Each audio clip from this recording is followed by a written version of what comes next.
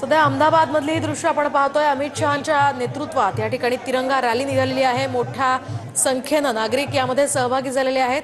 भारतीय सैन्याच्या समर्थनार्थ त्यांच्या कौतुकास्पद ही तिरंगा रॅली इथे काढण्यात आलेली आहे आणि या तिरंगा रॅलीमध्ये देशाचे गृहमंत्री अमित शहा यासह जय शहा आणि इतर काही महत्त्वाचे नेते उपस्थित आहेत। मोठ्या संख्येने या ठिकाणी नागरिक सुद्धा या तिरंगा रॅलीत सहभागी झालेले आहेत। देशभरात खरं तर सैन्याच्या समर्थनार्थ विविध ठिकाणी तिरंगा रॅली काढली जाते। याच पार्श्वभूमीवर सध्या अहमदाबादमध्ये सुद्धा ही तिरंगा रॅली काढण्यात आली।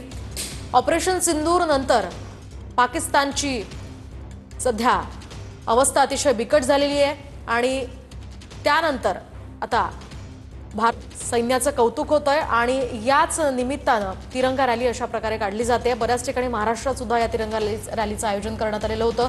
आता अहमदाबादमध्ये भाजपनं अमित शहांच्या उपस्थितीमध्ये ही तिरंगा रॅली काढलेली आहे। अनेक भाजपचे नेते, महत्त्वाचे नेते यासह कार्यकर्ते यासह सामान्य नागरिक सुद्धा या रॅलीमध्ये सहभागी झाल्याचं आपण पाहू शकतोय। अहमदाबादमधली ही दृश्य आहेत। तिरंगा रॅलीच्या माध्यमातून भारतीय सैन्याचं कौतुक करत आणि एकूणच त्यांच्या समर्थनार्थ ही रॅली काढली जाते।